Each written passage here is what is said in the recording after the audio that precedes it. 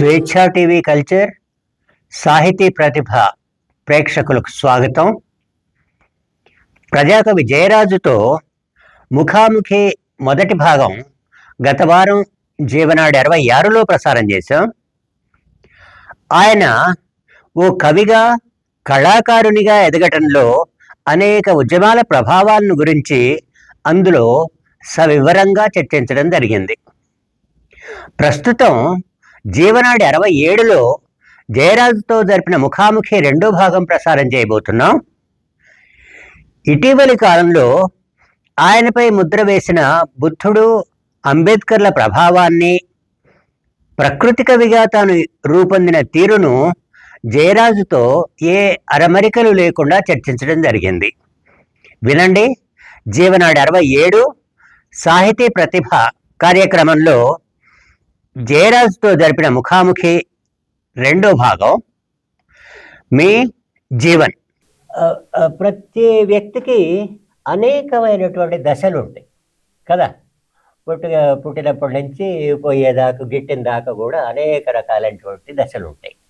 అట్లాగే ఒక కళాకారుడిగా నేను అనేది, ఒక కళాకారుడిగా నీలో అనేకమైనటువంటి దశల్ని నేను చూస్తూ ఉన్నాను. అనేక రకాలైనటువంటి పరిణామాలకి నువ్వు గురైనవు, పరిణామం చెందుతూ వచ్చావు. ఈ పరిణామాల్లో సరే, ఇందులో ఉద్యమాలు, వాటిలో నీ పాత్ర, ఇదంతా మనం చర్చించుకున్నాం. అటు ఏది వామపక్ష ఉద్యమాలు కానీ, తర్వాత గని కార్మికుల ఉద్యమాలు కానీ, సారా వ్యతిరేక ఉద్యమాలు కానీ, అక్షరోద్యమాలు కానీ, ఇట్లాంటివి సినీ రంగం లాంటి వాటికి నువ్వు అమ్ముడుపోకుండా మళ్ళీ ప్రజాక్షేత్రంలోనే నిలబడ్డావు.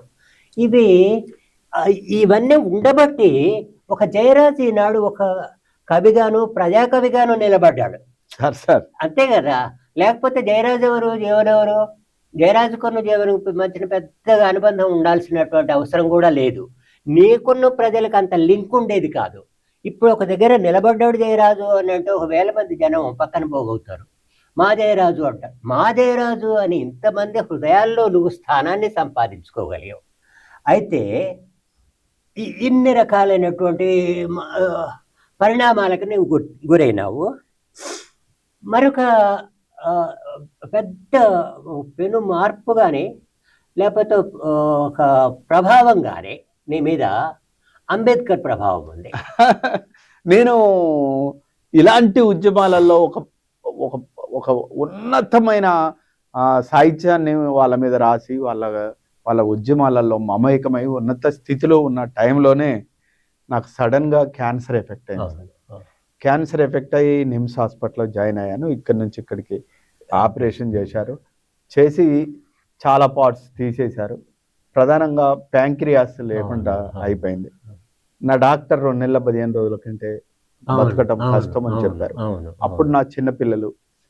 ఆ టైంలో నేను ఎన్లూరి చెన్నయ్య రాసిన, అప్పటిదాకా నేను మార్క్సిస్ట్ ఐడియాలజీ తోటి పనిచేస్తూ వచ్చాను. ఆ ఎన్లూరి చెన్నయ్య రాసిన బాబాసాహెబ్ అంబేద్కర్ చిన్న పుస్తకాన్ని ఏదైతుందో నేను చదివాను.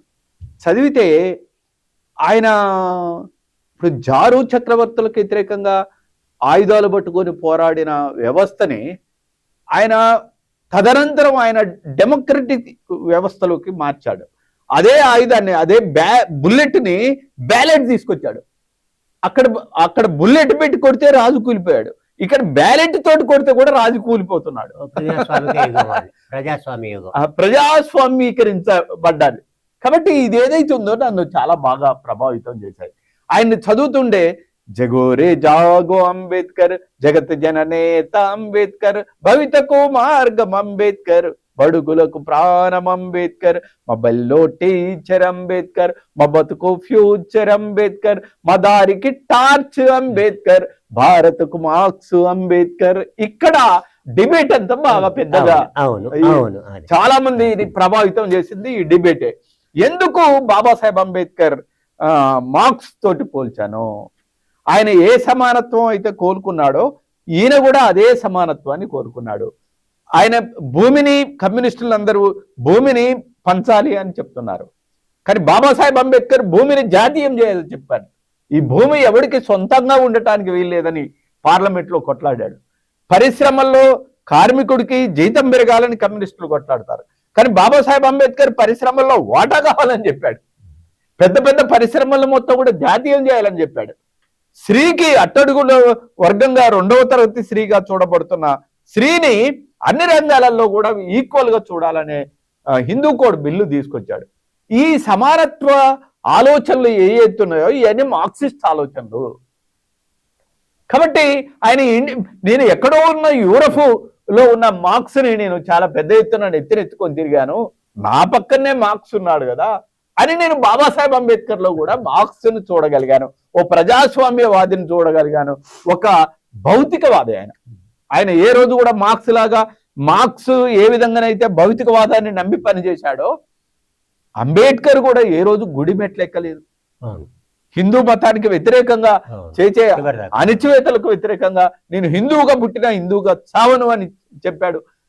మనందరికీ ప్రభావితం చేసిన, ఈవెన్ మార్క్స్ ను ప్రభావితం చేసిన, అలెగ్జాండర్ ని ప్రభావితం చేసిన, అశోకుని ప్రభావితం చేసిన, ఐన్స్టీన్ ని ప్రభావితం చేసిన, బాబాసాహెబ్ అంబేద్కర్ ని ప్రభావితం చేసిన బౌద్ధం ఏదైతుందో అది విశ్వజనీతమైంది.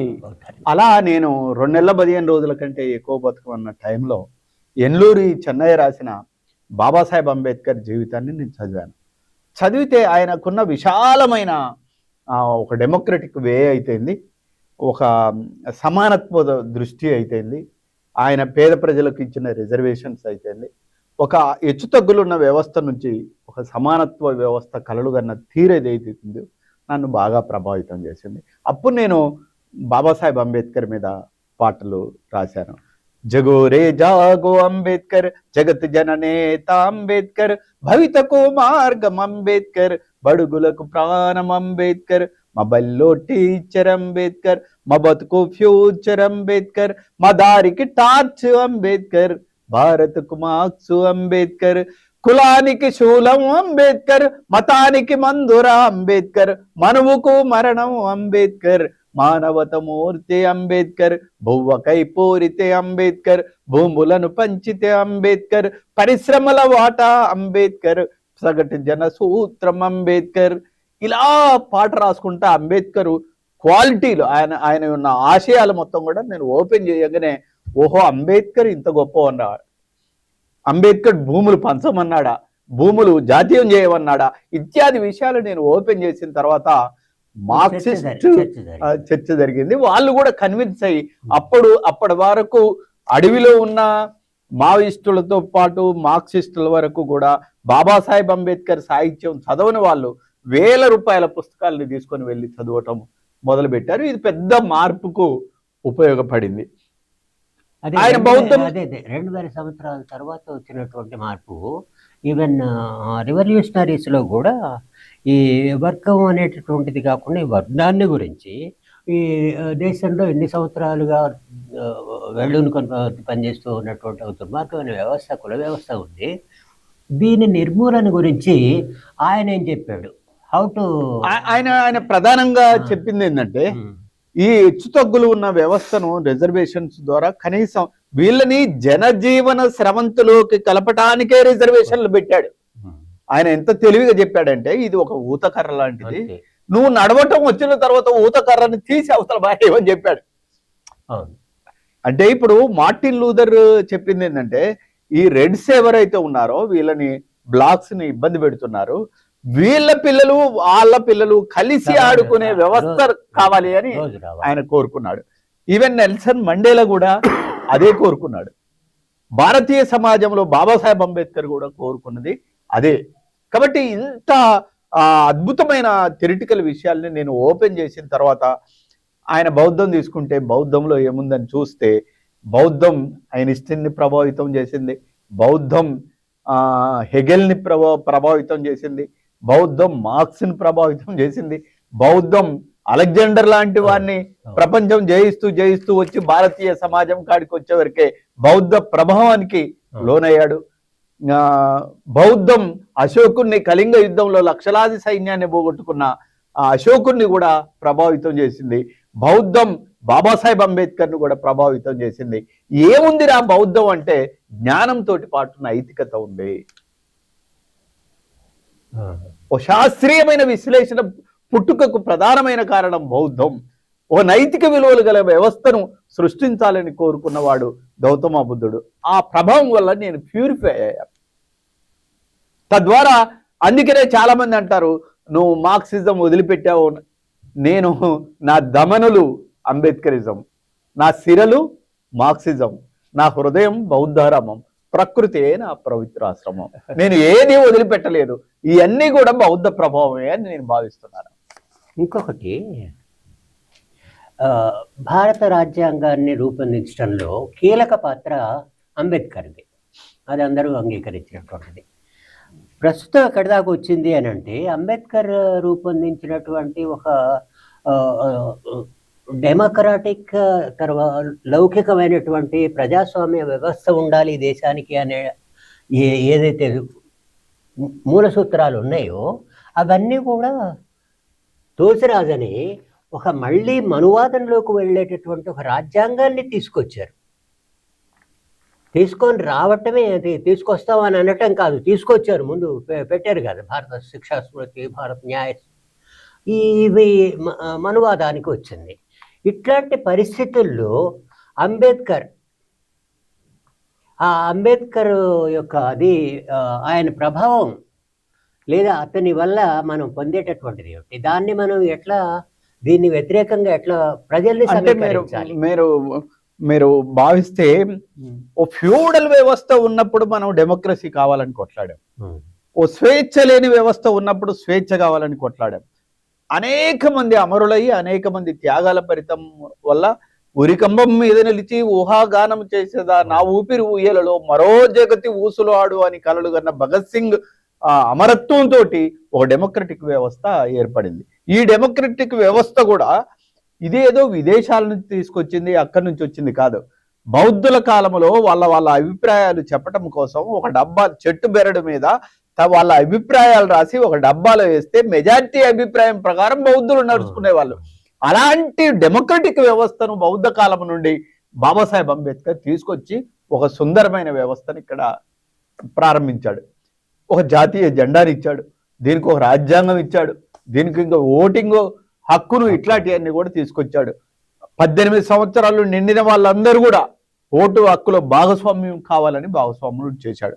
ఇవాళ అలాంటి హక్కులన్నీ పోయి రాజ్యాంగానికి బదులుగా మనుధర్మ శాస్త్రాన్ని, 3 రంగుల జెండాకు బదులుగా కాషాయ జెండాని తీసుకురావాలని, ఓ డెమోక్రటిక్ వ్యవస్థను లేకుండా చేయాలని, ఒక ఫ్యూడల్ వ్యవస్థను మళ్ళా తీసుకురావాలనే ప్రయత్నం జరుగుతుంది. ప్రజలు అనేక త్యాగాలతోటి నిర్మించుకున్న ఈ అద్భుతమైన రాజ్యాంగాన్ని కాపాడుకోవటమే ఇవాళ ప్రధానమైన సమస్యగా మన ముందుకు వచ్చింది. కాబట్టి దీన్ని చూస్తూ ఏ కవి కళాకారుడు కూడా ఊరుకోడు. ఇప్పుడు బాబాసాహెబ్ అంబేద్కర్ కంటే ముందు చాలా మంది చదువుకున్నారు. చదువుకొని వాళ్ళు ఏం చేశారు?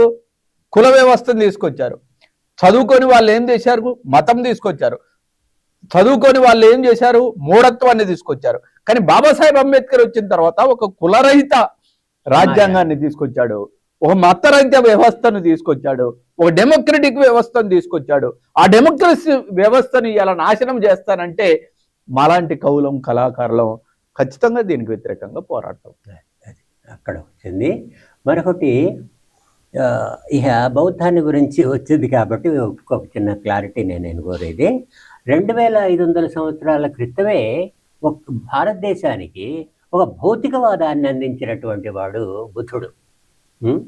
మరుజన్మ లేదు అన్నాడు, దేవుడు లేడన్నాడు, దేవుడు అస్తిత్వాన్ని ఆయన గుర్తించలేదు, యజ్ఞయాగాదులు చాలా నిష్ఫలం అన్నాడు. అట్లనే పశుకు పాలన ఉండేటటువంటి సమాజం నుంచి ఓ స్థిర నివాసాలు ఏర్పరచుకున్నటువంటి గ్రామీణ వ్యవస్థకు సమాజం మారటంలో ఆయన పాత్ర చాలా ఉంది బుద్ధుడిది. అవును. ఆ బుద్ధుని ప్రభావం వైదిక సంస్కృతిని ఆయన వ్యతిరేకించటం ఒకటి. మరొకటి, ఇంతకుముందు నువ్వు అన్నట్టుగానే 2500 సంవత్సరాల క్రితం వచ్చినప్పటికీ కూడా దాని ప్రభావం 1000-2000 సంవత్సరాల దాకా భారతీయ సమాజం మీద ఉంది. తర్వాత దీన్ని ఇక్కడ తరివేయటం వల్ల ఏం జరిగింది అనే దాని వల్ల నష్టం ఏమిటి అనేది కూడా చెప్పావు. అయితే ఇక్కడ ఈ బౌద్ధానికి సంబంధించినటువంటి దాంట్లోకి వచ్చిన తర్వాత నువ్వు సృష్టించినటువంటి సాహిత్యం గొప్పదిగా ఉంది. మొట్టమొదటిది ఏంటి అంటే మీరు గమనిస్తే నేను బాబాసాహెబ్ అంబేద్కర్ మీద రాజటానికి ముందు బాబాసాహెబ్ అంబేద్కర్ ఆలోచన విధానాన్ని ఈ ప్రపంచానికి చెప్పే అద్భుతమైన పాటలు ఏమి రాలేదు. నాకంటే ముందు గద్దర్ ఉన్నాడు, వంగపండు ఉన్నాడు, చాలా మంది ఉన్నారు, కానీ అంబేద్కర్ భావజాలానికి సంబంధించిన పాటలు లేవు అప్పటికి. అలాగే బుద్ధుడి మీద వచ్చిన పాటలు కూడా అసలే లేవు తెలుగు సాహిత్యంలో. అలాంటి స్థితిలో నాకున్న 2 నెలల 15 రోజుల ఆయుష్లో నేను బాబాసాహెబ్ అంబేద్కర్ మీద రాయటం, బౌద్ధం మీద రాయటం, అది విస్తృతమైన ప్రజానీకంలోకి వెళ్ళటం, దాన్ని పట్టుకొని నేను ప్రజల్లో జీవించటం, తద్వారా నా 2 నెలల 5 రోజుల కంటే ఎక్కువ బతకడన్న జయరాజ్ ఇప్పుడు 20 సంవత్సరాలు బతకటానికి ప్రధానమైన కారణం బికాజ్ ఆఫ్ బాబాసాహెబ్ అంబేద్కర్, బౌద్ధం వల్లనే నేను ఇప్పటిదాకా ట్రావెల్ చేయగలిగాను. కాబట్టి బౌద్ధం యొక్క ప్రభావం ఆయన చాలా ఒక రకంగా మార్క్సిస్ట్ ఆలోచనలు 2500 సంవత్సరాల క్రితమే చెప్పాడు. సృష్టి తనకు తాను సృష్టించుకున్నదనను, జీవిపోయినాక జీవాత్మ ఉండదనను. ఇలాంటి విషయాలు అద్భుతంగా నన్ను ప్రభావితం చేశాయి. అదే దేవుడు లేడన్న దేవుడేవాడు, మనిషి దేవుడన్న మహనీయుడెవడు. ఇట్లాంటి పాటల్ని కూడా మేము ఈ ప్రపంచానికి అందించే అవకాశం మాకు దొరికింది. ప్రకృతి అంటే నేను ముఖ్యంగా నువ్వు ఇంటి దాకా వచ్చి నా మీద ఉండేటటువంటి గౌరవంతో, అభిమానంతో ఇంటి దాకా వచ్చి నువ్వు నీ అవని అద్భుతమైనటువంటి పుస్తకాన్ని నాకు ప్రజెంట్ చేసావు. సరే, Avani it's a good contribution to Telugu literature. అద్భుతం. ఇట్లా ఇక్కడ ప్రకృతి కవిగా కూడా ఇప్పుడు నువ్వు గుర్తించబడుతున్నావు. అవును సార్. ఈ మార్పు ఎట్లా జరిగింది? మీరు గమనించినట్లయితే మార్క్సిజం భౌతికవాదం, అంబేద్కరిజం భౌతికవాదం, బౌద్ధం భౌతికవాదం, ఈ 3 సైద్ధాంతికమైన విషయాల్ని ముందు పెట్టుకొని ఈ ప్రకృతిని ఏంటి, ఈ ప్రకృతిలో జరుగుతున్న పరిణామాలు ఏంటి అని చూస్తే అసలు ఆ భూమి, సూర్యుడు నా తండ్రి, చంద్రుడు నా తమ్ముడు, గ్రహాలు నా సహచరులు, వినీలాకాశమే నా ప్రపంచం. ఒకనాడు దేదీప్యమానంగా వెలిగాను, నేడు కలుషితమైపోయాను. నాపై జీవించే సమస్త జీవరాశి కనుమరుగయ్యే కాలం ఆసన్నమైంది. నేను కట్టుకున్న ఓజోను చీరే చెనిగిపోయింది. నా కాళ్ళు గతి తప్పుతున్నవి, నా చేతులు పనిచేయకున్నవి, నా హృదయం లయబద్ధంగా కొట్టుకోవటం లేదు.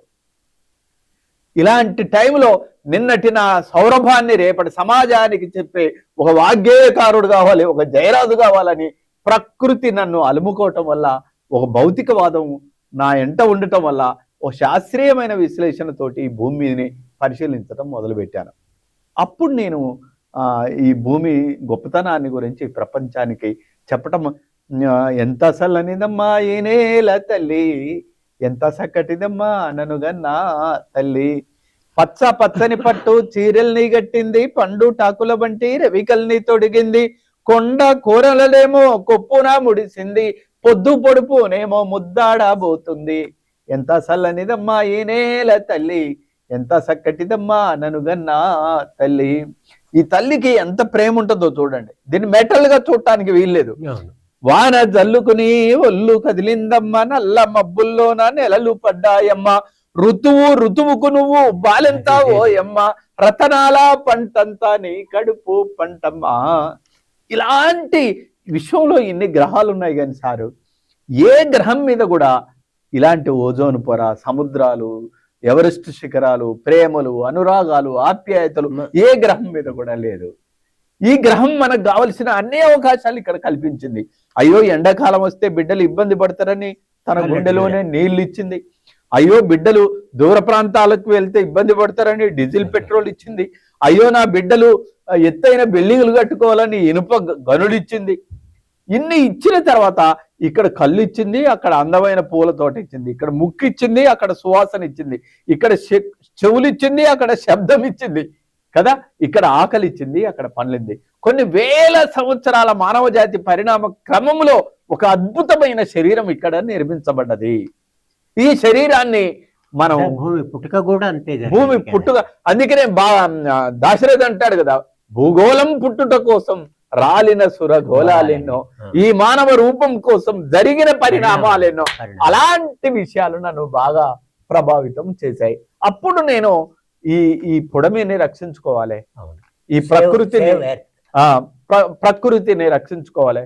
ఈ ప్రకృతి యొక్క గొప్పతనాన్ని మొత్తం కూడా ఏ రాయి మీద రాశాను, రప్ప మీద రాశాను, చెట్టు మీద రాశాను, పుట్ట మీద రాశాను, అసలు జ్ఞానం ఎక్కడి నుంచి వచ్చింది అనేది రాశాను, మనకు నైతిక విలువలు ఎక్కడి నుంచి వచ్చాయి అనే విషయాల్ని మొత్తం కూడా ఈ పరిశోధించి ఒక అద్భుతమైన పుస్తకాన్ని తీసుకొని వచ్చాను. అదే పుస్తకం అవని అనే పుస్తకాన్ని తీసుకొని వచ్చాను. ఆ పుస్తకం వచ్చిన తర్వాత దాంట్లో చిన్న చిన్న 8 లైన్లు ఒక స్టోరీస్ తోటి 122 లైన్లతోటి స్టోరీలు వచ్చాయి సార్.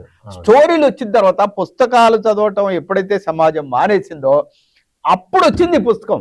అరే విపరీతంగా కొని చదవటం, వేల మంది చదివారు. హిందీలో వచ్చింది, ఇంగ్లీష్ లో వచ్చింది, కన్నడలో వచ్చింది, అన్ని భాషల్లో కూడా ఈ పుస్తకం అనువాదమై బ్రహ్మాండంగా వచ్చింది. అరే పుస్తకానికి 500 రూపాయల పుస్తకం ధర అయితే పుస్తకం చూసిన తర్వాత అరే 50 పుస్తకాలు అమ్మితే 25,000 వస్తున్నాయి, 100 పుస్తకాలు అమ్మితే 50,000 వస్తున్నాయి, 200 పుస్తకాలు అమ్మితే 1,00,000 రూపాయలు. నేను ఏ రోజు కూడా అంత డబ్బులు నేను చూడలేదు. అట్లా నా పుస్తకం విస్తృతమైన ప్రజల్లోకి వెళ్ళిపోయింది. వెళ్ళటమే కాకుండా ఆ పుస్తకాన్ని చదివిన అనేక మంది రైతులు రసాయనిక ఎరువు లేకుండా పంట వేశారు. ఆ పంట నాకు పంపటం వల్ల నా క్యాన్సర్ ఎగిరిపోయింది. చాలా మంది రైతులు ఈ పుస్తకాలు చదివిన తర్వాత అస్సలు అద్భుతమైన పండ్ల తోటలు వేసి ఆ పండ్లను నాకు పంపటం వల్ల నేను ప్యూరిఫై అయ్యాను, ఆరోగ్యవంతుని అయ్యాను. అట్లా 2 నెలల 15 రోజుల కంటే బతకడు అన్న జయరాజు ఇప్పుడు 20 సంవత్సరాలు బతకటానికి ప్రధానమైన కారణం అవని మీద నా పరిశోధన, భూమి మీద నా పరిశోధన, ఆ ప్రకృతిలో మమేకం కావటం, అద్భుతమైన రచనలు చేయటం, రసాయనిక ఎరువులు వేయకుండా పంట వేయటం, ఆ పంటను నాకు పంపటం, నా కుటుంబం నేను క్షేమంగా ఉండటానికి కారణమైంది. అప్పుడు నేను గమనించాను, ప్రకృతికి ఎవడైతే దగ్గరగా ఉంటాడో ఆరోగ్యంగా ఉంటాడు, ప్రకృతికి ఎవడైతే దూరంగా ఉంటాడో రోగాలు నొప్పులతోటి పాటు ఒక శవపేటిక లాగా నడుస్తూ జీవిస్తాడు అనేది. అదే ఇప్పుడు గ్లోబల్ వార్మింగ్ అనేటటువంటిది భూమి అంతా కూడా ఉష్ణోగ్రత పెరిగిన తర్వాత భూగోళం ఏమైతుందో అనేటటువంటి ఇప్పుడు నేనేమైంది, ఇప్పుడు దీనికి కూడా నేనే ఒక సైద్ధాంతిక తాత్విక పునాది వేయాల్సిన పరిస్థితి నా మీద పడ్డది. మీరు బాగా గమనించినట్లయితే నేను బాగా డెప్త్గా ఈ ప్రకృతిని పరిశోధించిన తర్వాత చాలా మంది భావించే వాళ్ళు ఏం భావిస్తారంటే ఎప్పుడు దుఃఖమేనా, ఎప్పుడు లోయలో పడి ఉండాల్సిందేనా, ఎప్పుడు లోయలో పడి ఉండాల్సిందేనా, ఎప్పుడు మరణం వస్తుందా మనిషికి అనే ఆలోచనలతోటి తల్లాకిందులు అయిపోతూ ఉంటారు. నేను బేసిక్ పాయింట్స్, నేచర్ ఇచ్చిన పాయింట్స్, ఓ శాస్త్రీయమైన పాయింట్స్ని ప్రపంచం ముందు మీ ముందు పెట్టదలుచుకున్నాను. ఏంటంటే ప్రకృతిలో రాత్రి పగలు ఉన్న తర్వాత నువ్వు పగలే కావాలనుకుంటాం పొరపాటు కాదా, రెండింటిని చీకటి వెళ్తున్నట్టు రెండు స్వీకరించాలి కదా. ప్రకృతిలో కష్టం సుఖం రెండున్నప్పుడు నువ్వు సుఖాన్నే కోరుకోవటం తప్పు కదా. కష్టం అనేది సుఖాన్ని రంజింపజేస్తుంది. ఇక్కడ వెలుగు ఇంత అద్భుతంగా పడుతుందంటే దీని వెనకాల చీకటి ఉండబట్టే కదా. కాబట్టి జననాన్ని మనం ప్రేమించాలి, మరణాన్ని ప్రేమించాలి. మొత్తం మంచి ఎప్పుడు ఉండదు, చెడు కూడా ఉంటుంది. చెడు ఉండటం వల్లనే మంచి యొక్క వాల్యూ పెరుగుతుంది. కాబట్టి సమాన దృష్టితో చూపు ఏదైతుందో అది ప్రకృతి ఇచ్చిన తాత్విక చింతన అనే విషయాన్ని ఈ ప్రపంచం ముందు పెట్టాను. దుఃఖమే లేకుంటే నవ్వులకు దిక్కేది, చీకటే రాకుంటే వెలుగులకు విలువేది, పూలతో తుమ్మెదలాడిన ఆటరా, పూసిన మందారాల తోటరా, కాలగమనమునెవరు మార్చలేరురా, కరిగిపోయే మంచు వంటి జీవితాలురా. కాబట్టి కాలంతో పాటు మనిషి మారాల్సిందే తప్ప కాలాన్ని మారుస్తానని కోరుకోవటం పొరపాటు అవుతుంది. కాబట్టి నేను దాన్ని దానికి అనుసంధానంగా జీవించటం మొదలు పెట్టాను. నాకు అప్ అండ్ డౌన్స్ లేవు. ఇప్పుడు నిన్న జననాన్ని ఎంత ప్రేమిస్తున్నానో మరణాన్ని కూడా ఆస్వాదిస్తాను. ఇది లేకుంటే అది లేకుంటే లేదు, ఇది లేకుంటే ఉన్నట్టుగానే వెళ్తుంటుంది కదా. కాబట్టి నేను ఆరోగ్యాన్ని ప్రేమించడమే కాదు, అనారోగ్యాన్ని కూడా ప్రేమించే దశ ఒకటి వస్తుంది. రెండు సైక్లిక్ ఉంటాయి. అది ఇంకొకటి, ఈ మధ్యకాలంలో తెలుగు సాహిత్యం అంటే దాదాపు భారతీయ భాషలు, భారతీయ సాహిత్యంలోనే ఎక్కువ ప్రాచుర్యం పొందినటువంటి పాట నేను నుంచి వచ్చింది. చాలా మంది జయరాజు అద్భుతమైనటువంటి కానుక శిలా నీవే శిల్పం నీవే అనేటటువంటిది. ఆ పాట పుట్టుకకు ఉన్నటువంటి నేపథ్యం అంటే సార్, ఓ ప్రభువా, కులాలు మతాలు లేని రవీంద్రనాథ్ ఠాగూర్ చెప్తాడే ఇలాంటిది ఉండాలని ఆయన కలలు కన్నారు. ఓ ప్రభువా అలాంటి వ్యవస్థ కావాలి అని రవీంద్రనాథ్ కలలు కన్నాడు. డాక్టర్ శ్రీనారాయణ రెడ్డి పరుల కోసం పాటుపడని నీ జన్మ ఎందుకు అని ఒక తాత్విక గీతం ఆయన వెళ్ళిపోయే ముందు ఈయన ఒక గీతం రాశాడు, వెళ్ళిపోయే ముందు ఆయన ఒక గీతం రాశాడు. నేను వెళ్ళిపోతాను రేపు. నేను వెళ్ళిపోయే ముందు నేను చెప్పదలుచుకున్నది ఏంటంటే, అరే నువ్వే శిలవు, నువ్వే శిల్పివి, నువ్వే శిల్పానివి. అదే నిన్ను నువ్వు అద్భుతంగా చెక్కుకోవటమే ఏదైతుందో అదే నువ్వు చేయాల్సి ఇక్కడ పని. శిలా నీవే, శిల్పి నీవే, శిల్పము నీవే సృష్టిలో, నిన్ను నువ్వు మలుచుకుంటూ నిలిచిపో చరితలో, పొడమిలో అణువు నీదే, పరవశించుట నేర్చుకో, జీవితం ఇక మళ్ళీ రాదు సార్థకం చేసుకో. జీవితం యొక్క విలువని ఈ ప్రజలకు చెప్పడానికి నేను ముందుకొచ్చాను. పాడి పంటలు, పసిడి రాసులు, ఆలమందలు, పాలధారలు, గరక పువ్వులు, గడ్డి పాన్పులు, తుమ్మెదలు, తూనీగ నవ్వులు, ఎన్నో ఉండి ఏమి లేదని బాధపడతావెందుకోయ్, జీవించటంలో ఉన్న మధురిమ తెలుసుకోలేవెందుకోయ్. ఆ జీవించటంలో ఉండే మధురిమ, దీన్ని గురించే నువ్వు దాదాపు నేను మొట్టమొదటి 24 నిమిషాల పాట బల్లేపల్లి మోహన్ నాకు మొట్టమొదటి పంపించాడు ఇది. సరే, అది జయరాజ్ది అని అన్నప్పుడు అద్భుతంగా వచ్చింది.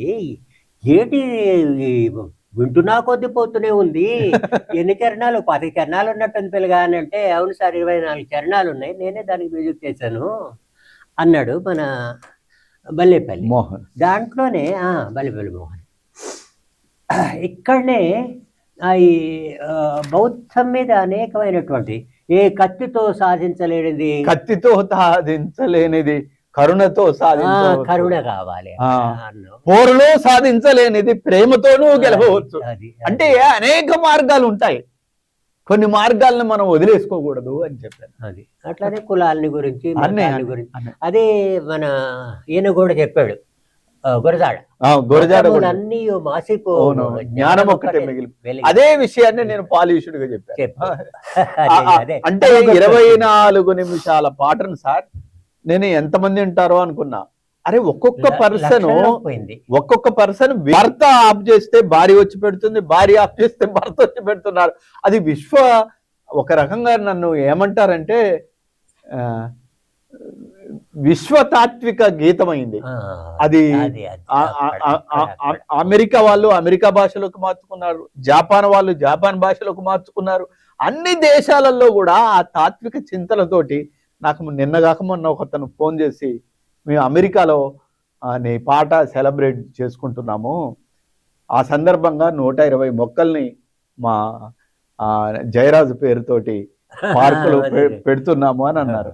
ఇంతకంటే కావాల్సింది ఏముంది సార్? ఒక విశ్వమానవ గీతాన్ని రాసే అవకాశం నాకు. అక్కడ ఏంటి అని అంటే, ఒక తాత్విక చింతన ఒకటి, రెండోది మనిషి జీవితానికి సంబంధించినటువంటి వాడు అర్థమేమిటి, జీవిత పరమార్థం అనేటటువంటి ముందు నుంచి కూడా మార్క్స్ అదే అంటాడు కదా, ప్రపంచాన్ని గురించి మొట్టమొదటి నుంచి తాత్వికులు ఆలోచిస్తూనే ఉన్నారు. కానీ అసలు విషయం ఏమిటి అంటే దాన్ని మార్చడం ఎట్లా, అది కదా అక్కడ చెప్పి ఆ మార్చే ప్రక్రియను నేను ప్రవేశపెట్టాను. అది అదైంది. ఇంకొకటి ఏమిటి అని అంటే ఇక్కడ ఈ బౌద్ధం నిర్వహించినటువంటి పాత్ర ఏమిటి అనేది ఇక్కడ మనకు స్పష్టంగా ఈ పాటలో కనిపించింది. అంటే ఒక రకంగా సార్, నాలో మార్క్సిజం లేకుంటే, నాలో అంబేద్కర్ లేకుంటే, నాలో బౌద్ధం లేకుంటే నేను ఇంత అద్భుతమైన పాలిష్డ్ అయిన తాత్విక గీతాన్ని నేను రాసేవాడిని కాదు. నాతోటి వాళ్ళు రాపించారు ఒక రకంగా చెప్పాలంటే. ఇదేమన్నా అద్వైతమా? శిలా నువ్వే, శిల్పి నువ్వే, అంటే ఆత్మ పరమాత్మ రెండు ఓ శాస్త్రీయమైన గీతం. అయితే దీన్ని చాలా మంది ఎలా వెళ్ళిందంటే, ఇది భగవద్గీతలోని 700 శ్లోకాలకు సమానమైన గీతం ఒకటి వచ్చింది అని చెప్తూ చాలా మంది గుళ్ళల్లో కూడా వేసుకుంటుంటే నాకు చాలా ఆనందంగా ఉంది. కాదు అంటే ఎక్కడ చూసినా గానీ ఇప్పుడు మామూలు ఏదో ఫంక్షన్ జరిగినప్పుడు, మన ఏదో ఫంక్షన్ లో మామూలు ఫంక్షనే, ఇప్పుడు శిలా నీవే శిల్పం నీవే అనేటటువంటి పాట వేస్తే మొత్తం చివరి దాకా వింటున్నారు, ఆపలేదు ఎప్పుడు. అంటే అంత ప్రాచుర్యం పొందినటువంటి పాట అది. లేదు సార్, అది అనేక భాషల్లోకి ఈ తాత్విక చింతన, ఈ శాస్త్రీయంగా మానవ జాతి పరిణామ క్రమంలో వచ్చిన అత్యున్నతమైన రూపం ఏదైతుందో దాన్ని నేను నా ద్వారా ప్రజెంట్ చేసే అవకాశం వచ్చింది. ఇది ప్రపంచానికి నువ్వు ఇచ్చినటువంటి ఒక కానుక, నేను వెళ్ళిపోయే ముందు ఇచ్చిన కానుక. ఇదంతా ఒక దాదాపు చాలాసేపు నిన్ను విసిగించానా? లేదు సార్, నన్ను నా జీవితంలో ఉన్న మనసు విప్పి మాట్లాడలేదు. నా జీవితంలో ఉన్న అనేక విషయాల్ని గురువు ముందు పిల్లవాడు ఉపజెప్పినట్టు నాకు ఆరాధ్యంగా నేను భావించే నా జీవన్ సార్ ముందు నా జీవన గానాన్ని వినిపించే అవకాశం దొరికినందుకు నేను చాలా ఆనందపడుతున్నాను. అనేక విషయాల్ని నీతో నేను పంచుకున్నది నాకు కూడా, నేను చెప్పాను కదా ఇంతకు ముందే, నీలో వస్తున్నటువంటి మార్పులు నువ్వు అభివృద్ధి చెందినప్పుడల్లా సంతోషించిన వాళ్ళల్లో మొట్టమొదటి వాడిని నేను. అయితే చివరిగా ముగించే ముందు, ఇప్పుడున్నటువంటి వ్యవస్థలు, ఇప్పుడున్నటువంటి పరిస్థితుల్లో ముఖ్యంగా మనకు ఉన్నటువంటి రాజ్యాంగం విలువల్ని పోతున్నాయి, మనకు లౌకిక తత్వాన్ని పోతున్నది, ప్రజాస్వామికము అక్కర్లేదంటున్నారు, మతవాదం చాలా భీకరంగా ముందుకు వచ్చింది. మతం పేరు మీద పోట్లాడుకోవటం, వాడెవడు సనాతన ధర్మం ఉంటాడు. సనాతన ధర్మం ఏమిటి? నీకు చాతుర్వర్ణ్యం కావాలి, అస్పృశ్యత కావాలి, అంటరానితనం కావాలి, ఆడవాళ్ళకి చదువులు అక్కర్లేదు, ఇది నీకు సనాతన ధర్మం కావాలి. ఈ ధర్మం కోసం నువ్వు వచ్చింది, నువ్వు ఎక్కడికి పోతున్నావు? సమాజాన్ని మళ్ళీ 1000 సంవత్సరాలు వెనక్కి నెట్టదలుచుకున్నావా? ఇట్లాంటి పరిస్థితులు ఒకటేమిటి అని అంటే ఒక పెనుభూతంలాగా ముందుకు వచ్చింది.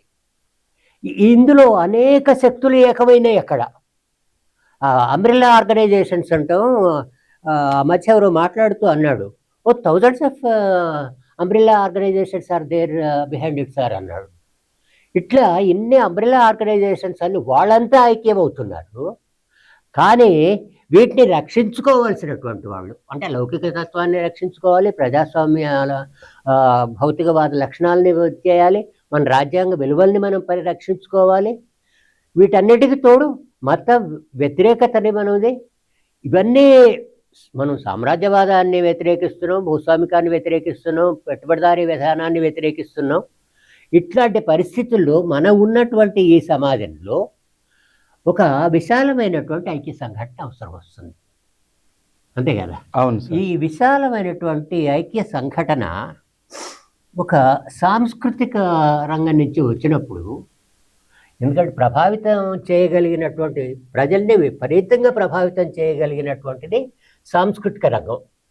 ఈ సాంస్కృతిక రంగంలో ఆ రకమైనటువంటి ఒక విశాలమైనటువంటి ఐక్యత, ఒక ప్రాతిపదిక ఏర్పాటు చేయటానికి ఏమైనా అవకాశం ఉందా? జయరాజు దాంట్లో ఏమైనా కాంట్రిబ్యూట్ అంటే ఈరోజు ప్రధానంగా భారత రాజ్యాంగాన్ని రక్షించుకోవటానికి, డెమోక్రసీని రక్షించుకోవటానికి, ఒక విశాలమైన ప్రజా జీవన విధానాన్ని రక్షించుకోవటానికి నా జీవితం ఉన్నంత కాలం నేను కొట్లాడతాను. రెండో విషయం ఏంటంటే ఇవాళ ప్రధానంగా మానవ జాతి అంతరించిపోతుంది. అంతరించిపోవటానికి ప్రధానమైన కారణం పెట్టుబడిదారీ వ్యవస్థ సృష్టించే ఒక ప్లాస్టిక్ వ్యవస్థ వచ్చింది. మనిషి మొత్తం కూడా ప్లాస్టిక్ మయమైపోయాడు. సపోజ్ ఇవాళ మనం ఒక వాటర్ బాటిల్లో నీళ్లు తాగుతాం. నీళ్లు తాగిన తర్వాత ఆ వాటర్ బాటిల్ వల్ల దాంట్లో ఉన్న ప్లాస్టిక్ అణువులు మన కడుపులోకి వెళ్ళి క్యాన్సర్ వస్తుంది. ప్రతి 4 ఇళ్లలో ఒక క్యాన్సర్ పేషెంట్ ఉన్నాడు ఈరోజు. అసలు పంజాబ్లో ఒక క్యాన్సర్ రైలే వేశారు. కాబట్టి ఈ వాటర్ ప్రతి ఎక్కువ మంది క్యాన్సర్ వ్యవస్థ ఉన్నటువంటి దేశం కూడా భారతదేశం ఉంది. కాబట్టి ఈ బాటిల్లో నీళ్లు తాగే బదులుగా ఈ బాటిల్లో నీళ్లు తాగి ఏం చేస్తాం? పడేస్తే అది ఎటుపోతుంది? సముద్రంలోకి వెళ్ళిపోతుంది. సముద్రంలోకి వెళ్ళి జలచరాలు మొత్తం కూడా అంతరించిపోతున్నాయి. కాస్త ఒక్కొక్క దేశానికి ఒక్కొక్క నీతి నియమాలు ఉంటాయి. మన దేశానికి కనీసం కొన్ని నియమాలు నేను చెప్తున్నాను. తాగేటప్పుడు ప్లాస్టిక్లో నీళ్లు తాగకుండా ఎక్కడికి పోయినా కానీ నేను ఇలాంటి బాటిల్ తెచ్చుకుంటాను. ఈ బాటిల్లో నీళ్లు తాగుతాను. ప్లాస్టిక్ బాటిల్లో తాగే నీళ్లు మినరల్ వాటర్ కావాలి, మినరల్ వాటర్. కానీ ఇందులో మినరల్ వాటర్ మా ఇంటి నుంచి తెచ్చుకుంటారు. కాబట్టి నేను బాటిల్ పడేయను. సముద్రాల్లో జలచరాలకు నేను అంతరాయం కలిగించను. ప్రకృతిని కాపాడుతాను. At the same time cancer నుంచి నేను బయటపడ్డాను. కానీ నాలాగా క్యాన్సర్కు గురి కాకుండా ఉండటానికి నేను ఈ బాటిల్ పట్టుకొని తిరుగుతున్నాను. అదే రకంగా తినేటప్పుడు జాగ్రత్తగా ఉండాలి. ప్లాస్టిక్ ప్లేట్లలో అన్నం తినటం వల్ల వేడి అన్నం దాంట్లో వేసేవరకే ప్లాస్టిక్ కరిగి కడుపులోకి వెళ్ళి వెంటనే క్యాన్సర్ ఎఫెక్ట్ అవుతుంది. కాబట్టి మనం ఆ ప్లాస్టిక్ తిన్న ప్లేట్లు పడేయటం వల్ల ఇలా పశు జాతి మొత్తం అంతరించిపోతుంది. కాబట్టి ప్రకృతిని కాపాడుతూనే నా క్యాన్సర్ రాకుండా ఉండాలంటే నేను ఎక్కడికి పోయినా కానీ ఇలా ప్లేట్ తీసుకొని వెళ్తా ఉంటాను. ఈ ప్లేట్ తీసుకొని వెళ్ళి ఈ ప్లేట్లో అన్నం తింటాను. ఈ ప్లేట్ పడేయను. ఇది ప్రకృతిని కాపాడుతుంది, నాకు క్యాన్సర్ రాకుండా కాపాడుతుంది. ఎక్కడికి పోయినా ఇలా ఈ రెండు పెట్టుకొని ఈ బ్యాగుని మీరు పండ్లు ఫలాలు ఇచ్చారనుకోండి, ఈ బ్యాగులో వేసుకొని ఒక ప్లాస్టిక్ రహిత జీవితాన్ని నేను గడుపుతున్నాను. ఈ మాటలు చెప్పినప్పుడు మొదట ఈ సమాజం యాక్సెప్ట్ చేయలేదు. కానీ రోగం పెరుగుతున్న కొద్దీ ప్రజలు ఆలోచించడం మొదలుపెట్టారు.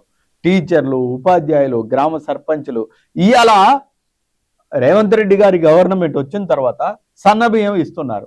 సన్నబియ్యం ఇచ్చే ప్రతి సందర్భంలో ఎమ్మెల్యే, ఎంపీ, మంత్రులు వీళ్ళందరూ ప్రజల కాడికి వెళ్ళి అన్నం తినేటప్పుడు ఇంతకుముందు ప్లాస్టిక్ ప్లేట్లో అన్నం తినేవాళ్ళు, ప్లాస్టిక్ బాటిల్ నీళ్లు తాగేవాళ్ళు. కానీ నేను ఎప్పుడైతే ఇది భుజానికి సంకేసుకొని ప్లేటు బాటిల్ పట్టుకొని తిరగటం మొదలుపెట్టినో దాని ప్రభావం ఏదైతే ఉందో ఇవాళ వాళ్ళందరూ కూడా ప్లేటు బాటిల్ తీసుకొని పోతున్నారు. ఇది ఒక మార్పు తీసుకొని చాలా పెద్ద మార్పు వస్తుంది. గ్రామాలలో గ్రామ సర్పంచులే ప్లేట్లను బాటిల్లు తీసుకొని ప్రజలకు ఇస్తున్నారు. ఇట్లా ప్లాస్టిక్ ని అవాయిడ్ చేస్తున్నారు. ఇవాళ గురుకుల పాఠశాలల్లో మొత్తం కూడా ప్లాస్టిక్ బకెట్ల సైతం వాడకుండా వాళ్ళందరూ కూడా ఇత్తడి బకెట్లు వాడుతున్నారు, అల్యూమినియం బకెట్లు వాడుతున్నారు, ప్లేట్లు వాడుతున్నారు, బాటిల్స్ వాడుతున్నారు.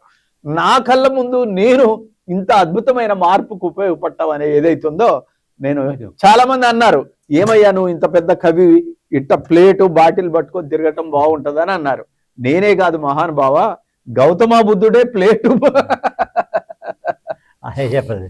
ఇప్పుడు ఇంకొకటి, ఈ మన గాంధీవాదులకు కానీ లేకపోయినట్టయితే కమ్యూనిస్టులకు కానీ విప్లవకారులకు కానీ ఈ సింప్లిసిటీ నేర్పినటువంటిది బౌద్ధం. కాబట్టి నేను ఇలా బ్యాగ్ వేసుకొని తిరుగుతున్నాను. తద్వారా రసాయనిక ఎరువులు రోజుల్లో నేను కాళోజీని చూసా, అంటే వెనకటి వాళ్ళని, మన కానూరు కానీ వీళ్ళంతా కూడా భుజానికి ఒక సంచి ఉండేది, ఒక జత బట్టలు, ఒక తుండు. స్నానం చేయగానే తను ఒంటి మీద ఉన్నవి ఉతుక్కొని ఆరేసుకొని ఇవి కట్టుకునేవాడు. ఆరిపోయిన తర్వాత ఆ జత వేసుకొని వెళ్ళిపోయేవాడు. దాంట్లో ఏమైనా పుస్తకం ఉంటే పుస్తకము ఇట్లాంటివే తప్ప they don't have any belongings. ఈ మార్పు పరాకాష్ఠకు చేరిన పర్యావరణ విధ్వంసం ఏదైతుందో ఇది తిరిగి క్రమంగా చక్కబట్టం అనేది స్టార్ట్ అవుతుంది. ఈ మార్పులో నేను కూడా నా జీవితంలో భాగస్వామిని అయినందుకు నాకు చాలా ఆనందంగా ఉంది. అయితే అదే సందర్భంలో ఈ సామాజికమైనటువంటి మార్పులు, నేను అదే అన్నా, ఒక ప్రజాస్వామిక సమాజం కావాలి, ఒక లౌకిక సమాజం కావాలి, లేకపోతే దోపిడీ పీడన లేనటువంటి సమాజం.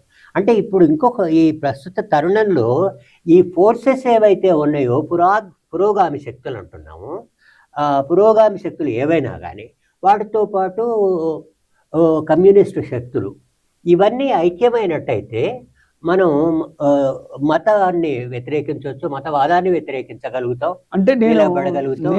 ఐక్య సంఘటనలో మనం ఎంతవరకు నేను ఈ సందర్భంగా మార్క్సిస్ట్ అవగాహన శక్తులు అందరు కూడా, కమ్యూనిస్ట్ శక్తులు, ఈవెన్ మావోయిస్టులుగా భావిస్తున్న శక్తులన్నీ కూడా ఫస్ట్ డెమోక్రటైజ్ కావాలి.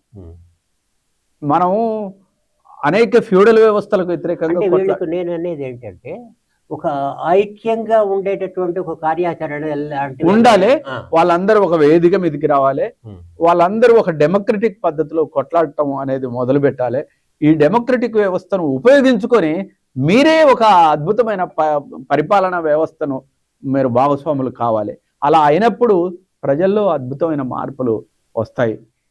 కాబట్టి ఆ మార్పు అందులో కళాకారుల పాత్ర ఒకటి, రెండోది జయరాజు పాత్ర లేదు. నేను ఖచ్చితంగా ఈ ప్రజాస్వామ్యాన్ని రక్షించుకోవటం కోసం, రాజ్యాంగాన్ని రక్షించుకోవటం కోసం, ఒక సుందరమైన సమసమాజ వ్యవస్థ కావాలని కోరుకోవటం ఏదైతుందో, ఓ పేదవాడిగా పూరి గుడిసెలో పుట్టిన వాడిని నేను అంతరాలు లేని ఒక సమాజం కావాలని కోరుకోవటంలో ఎలాంటి అభ్యంతరం లేదు. నేను ఎక్కడ ఒక ఇటుక రాయిలాగా నేను ఉన్నా కానీ నా జీవితం సార్థకమైందని భావిస్తాను.